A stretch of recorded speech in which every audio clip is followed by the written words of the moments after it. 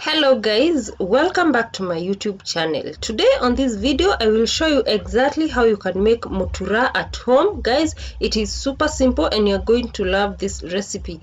And I would like to appreciate everyone that has been supporting my channel. I'm so humbled by the love and the support, you guys. I cannot even explain how I feel right now. I'm so glad. And I start off by preparing my minced meat. And I just fry 1 onion in a small amount of oil. Then I added 1 teaspoon ginger garlic paste, and I'm going to give that a very good stir.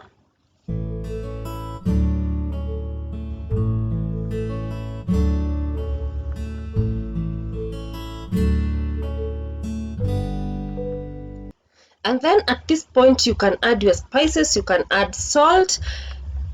Guys, I like to add them at this point, so I added 1 teaspoon salt. I am using like 200 grams of minced meat.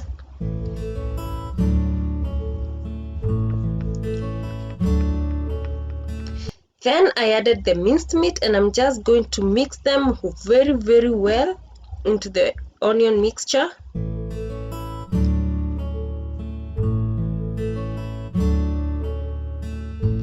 And then after that I add water to cover the minced meat like that, and then give that a very good mix. And then after cooking for some time, the water has all evaporated, and I'm going to add my veggies. I added 1 green onion and a half piece of capsicum, pili hoho.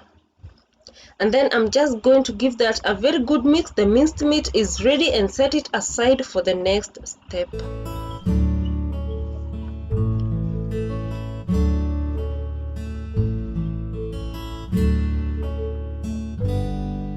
So now guys, this is the most boring part of mutura making. So make sure when you're making mutura you have a friend around who can help you with this step, because it's boring, guys. And you can see my intestines are very clean. Yes, so the point is to stuff the minced meat inside these intestines. It is super boring, you guys, I can tell you that.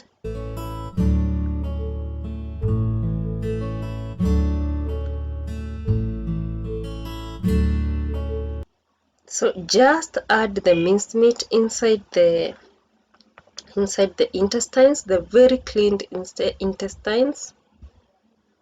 I'm using my fingers. So when making mutura, make sure to have a friend who can help you around in stuffing. And you can see I have already done the stuffing. And do not fill all the way up, fill like 2/3 way.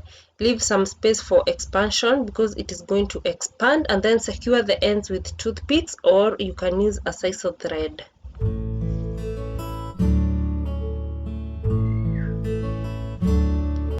Like that, secure all the ends.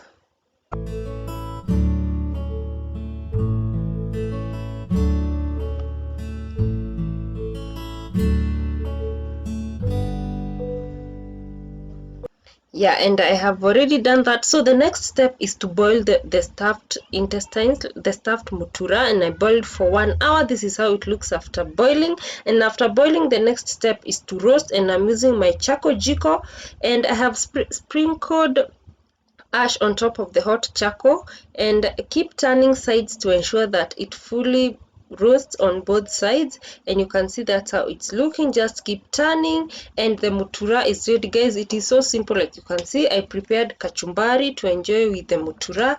And yeah, that's it, guys. Thank you so much for watching this video. I hope you try out this recipe if you love mutura, and I hope you love it. If you haven't subscribed, consider doing so, you guys, and I will see you on the next video.